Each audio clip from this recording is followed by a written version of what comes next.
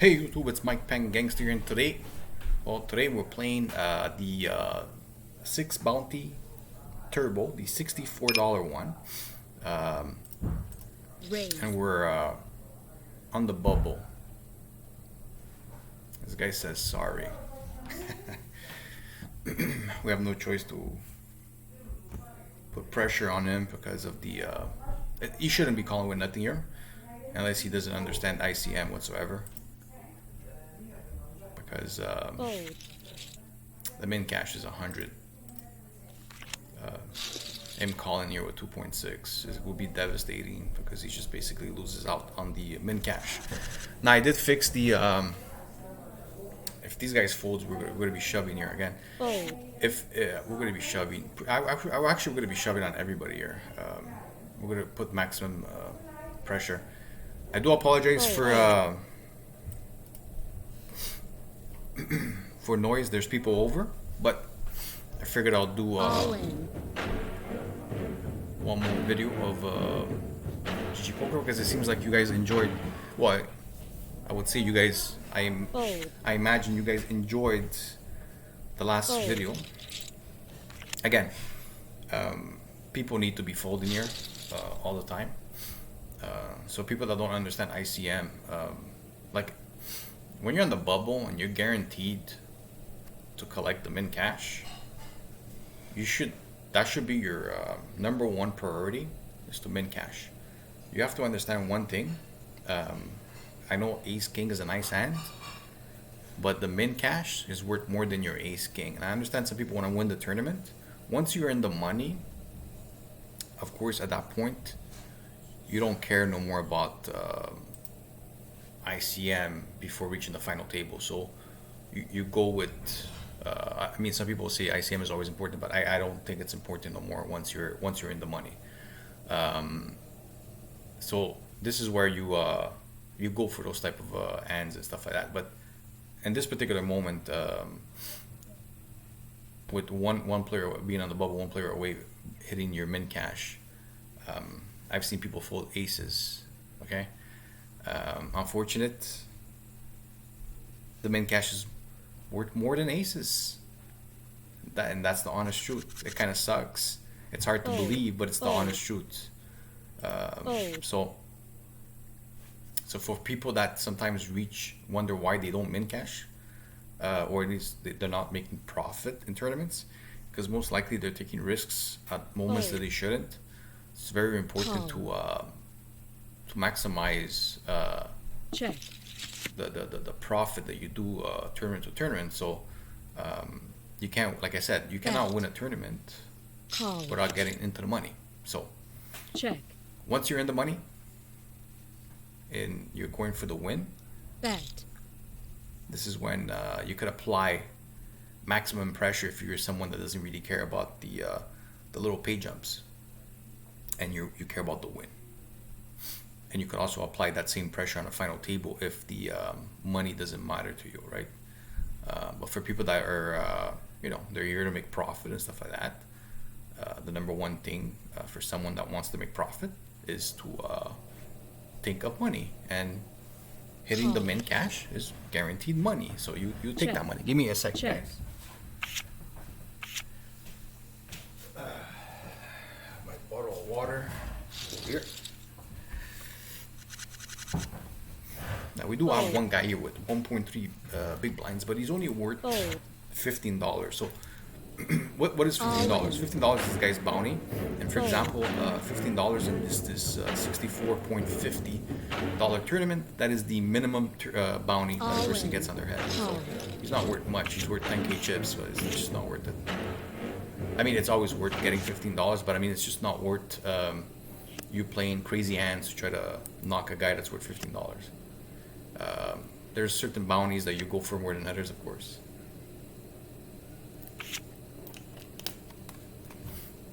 So this guy picks it all up over here. He's playing a lot. 43 VIP. He is playing a lot, but he is hitting. He is hitting. Sometimes the way it is, right?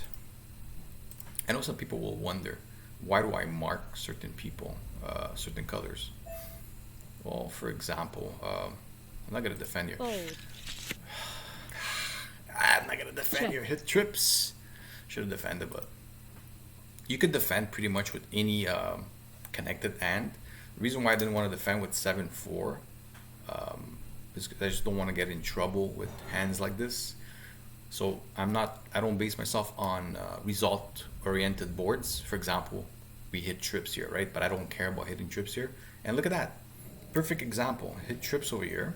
And look, this guy also, of course, I would have hit the full house at the end, but this guy has trips too. You know what I mean? And this is why sometimes your decision is more important than what you see on a flop. You know what I mean? There's one way of looking at it is folding Fold. is never All a in. bad choice. Call. Okay? If people tell you different, I, the pen gangster, don't agree. I believe that folding, pre-flop folding, is never a bad choice. Never. Of course, people that like to play robotic they look at the equity that they need based on solvers and stuff like that they study, Fold. and they just don't Fold. never fold when Fold. they're having the right numbers that they need, which I personally don't play like that. Raise. I do believe that there's some very good things to learn and apply in GTO to your game, but I don't like it to be my main focus of how I play the game. I like to use my own sense of like experience of the game of that I've been playing for like 15-20 years, you know, like live and Raise. online. So it's like I'm gonna go with that. I mean, throughout my life, I've been a profitable player. I had my ups and downs. I had my downs, which are happen to a lot of people. I've busted, you know, bankrolls and stuff like that, which is devastating. You know what I mean? But that's the reality of poker. You're gonna bust Fold. your bankroll quite a few times, actually, to be honest with you, because I'll make a video of the number one reason I Fold. believe a lot of people are not Raise. Fold. profitable in poker.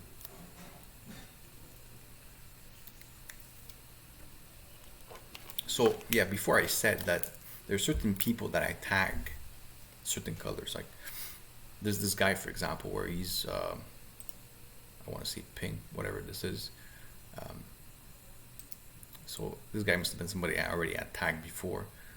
Usually whenever I see someone with this color, it's because it's someone that doesn't have a lot of cashes at all, like, you know, like $1,000, something like that, you know, something low, right? Which I don't have much information on them. I don't really care how they're playing at the moment because I don't want to judge them on their the way I see them the first time. So I tag them like that, just to know that they're new to the site, at least based on their caches, right? Which do we know if that's the truth? We don't know. Maybe they're playing cash games. I don't know, but tournament-wise, right? For example, someone that is in orange over here like that. This is a guy that has over 100K in cash. So this guy has over 1 million. But the reason why I tag these guys in orange Call. is because I need to tag people that are regs. So I know that this is a guy that cashes, that has over 100K in cashes. Check. So it's been playing the game for quite a while, most of the time. Bet. And yeah, well, this is a big bet. Interesting. What do you guys do when you see? I mean, now it's quite obvious what you do is you fold. But before we fold, what would you guys, here in the comments, before we see this, if you call us, what would you guys put this guy on? Now, most people that bet a big bet like this usually means two things. Either they have overpairs or they have the club draw. Which one do you guys believe it is? Call. So let's see.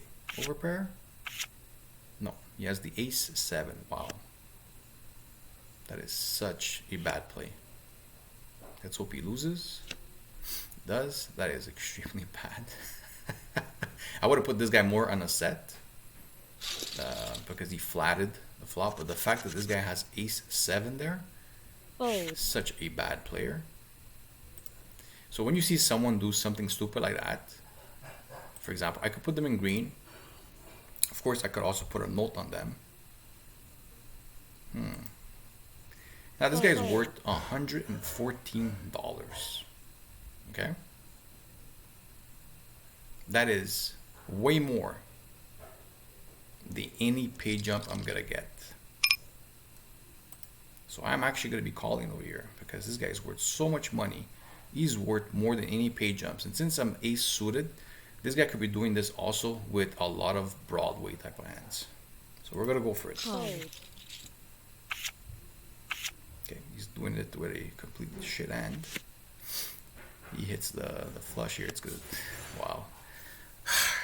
Some people do these incredible bad moves and get paid off.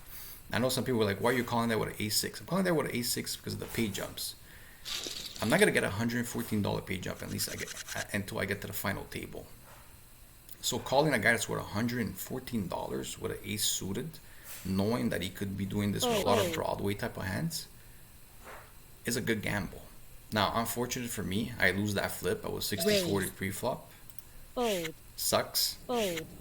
It's the way the game is. Call. You can't get frustrated when these things happen. As you can see, they happen quite often. In online poker, it's very annoying when it happens.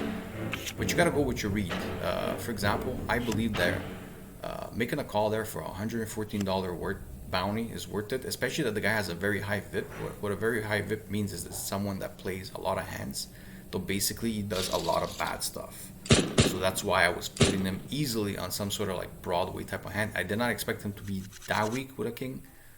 Like, here we're gonna go for it because this guy's worth $30. We only have 3 bigs left, so we hope that there was 6-4 because maybe win a bounty here.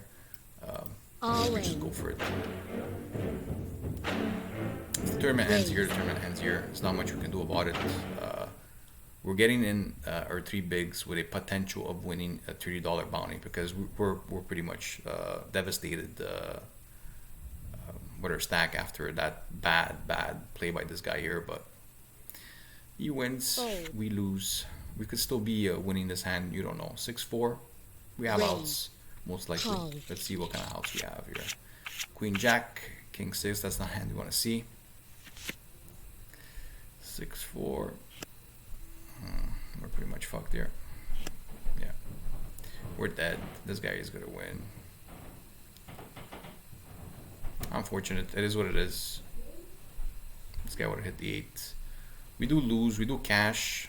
Unfortunately, we don't cash for a great amount. Again, I stick to my decision there. It's the way the game goes. Sometimes some people get more lucky than others. Again, the guy did an extreme bad play. This is where you have to keep notes on people. So, for example, King 7 suited, all in with 13 bigs under the gun. So we have that note on him. Next time we play, if we end up matching up versus a particular player like this, we know from the past that he did some extremely what I like to call a retarded move, but it is what it is. Now, in the comments, let me know if you guys like more of this. My next video was actually going to show you guys the #1 reason why people, a lot of people are missing out in their mindset to become a profitable player, especially when it comes to online poker, because online poker takes a very strong mindset for you to succeed. Okay, a lot more people will get demolished online if they don't apply certain things. So in my next video, if this video here seems to get, you know, a lot of like views and stuff like that, I'm gonna keep on uploading online pokers of GG Poker because it's the site I play. And now I'm gonna bring you guys a very interesting video, the next one, of course, show you guys exactly what kind of a mindset you need to actually succeed with online poker. Now, hopefully you guys enjoyed this video. I'll see you guys in the next one. And hopefully the volume of this video was much better than the previous one. Have a good day, guys. Bye-bye.